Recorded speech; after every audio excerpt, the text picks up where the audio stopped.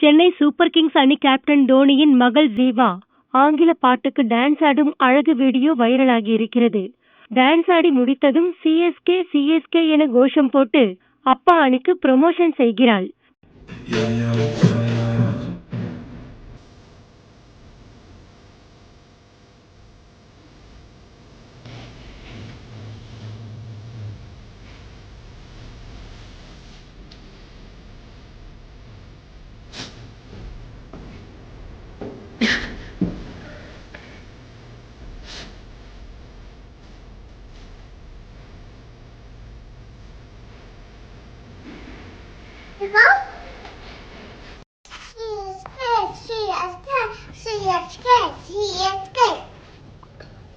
Papa, come on!